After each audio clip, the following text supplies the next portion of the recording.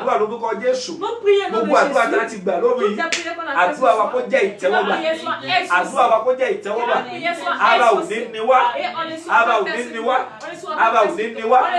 Mo rántí gbogbo èyí tẹ́ wà ní Canada.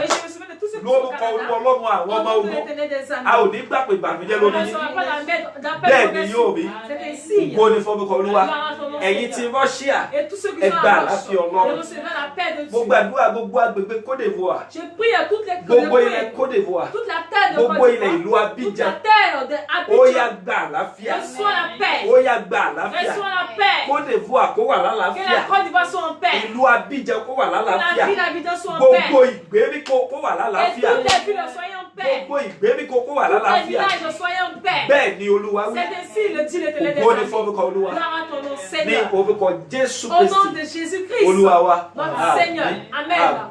àmín lórúkọ Jésù lẹ́ẹ̀kan sí akí gbogbo èyí tẹ́ ń wà lóru yìí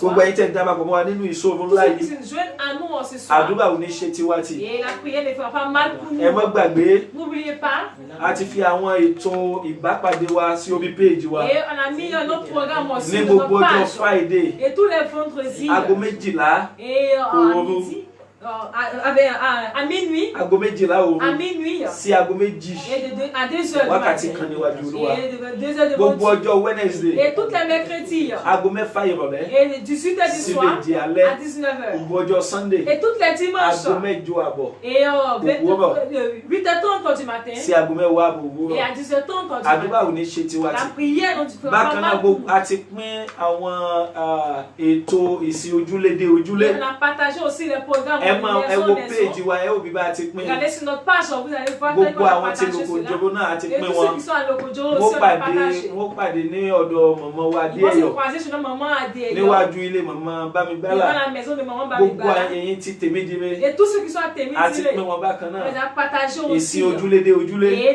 les cultes de maison en maison. bákan náà a fẹ́ gbogbo ẹ̀yin tẹ́ jẹ́ olùkọ́ ilé ẹ̀kọ́ ọjọ́ Par exemple, ìsinmi avec vous tous qui êtes des tí ẹ enseignants wà ní àwọn àdúgbò kọ̀ọ̀kan qui yẹn se trouvent dans chaque ẹ quartier, darapọ̀ ní àwọn ìsìn ojúlé dé de ojúlé vous yìí joindre à ces kí ẹ lè personnes mọ àwọn tí wọ́n ẹjọ́ ṣe ìsìn lọ́wọ́ papọ̀ et pour aider ceux avec qui vous avez fait le culte kí ẹ lè ensemble gbé àwọn ètò yẹn kalẹ̀ bó et ti tó pour àti bó pouvoir ti faire yẹ le programme tel qu'il se faut. ètò yẹn yóò máa bẹ̀rẹ̀ láago 8 Ce àbọ̀ programme commencera à ní gbogbo 8h30 ọjọ́ ìsinmi de tous les ẹ dimanches sì du máa parí matin ní nǹkan bí aago et 10 finir à 10h30 bí wákàtí kan sí wákàtí kan àbọ̀ et de 1h à 2h. mo gbàdúrà lórúkọ Jésù Et je prie au nom de Jésus, Sátánì ò ní fọ́n wa ká le diable ne nous dispersera nítorí pas. náà a ti fi àwọn nọ́mbà àwa tábà mọ àwọn agbègbè tí ó Sinon, yẹ vous ká qui lọ ne àti àwọn connaissez pas nọ́mbà les síbẹ̀ quartiers véritablement, yóò dára fún wa et vous êtes bénis, regardez les àdúrà noms. wa ti gbà Nos prières sont ẹ essentielles. ṣeun adúpẹ́ púpọ̀ lọ́wọ́ Merci yín beaucoup, on vous dit merci. ìyókù di ọjọ́ Sunday Et on se croise encore le láàárọ̀ dimanche ọjọ́ Sunday et le dimanche Olúwa matin. gbára lọ́wọ́ Et Ọlọ́run par la puissance God de bless Dieu. you all Que Dieu vous bénisse tous. amen. Amen.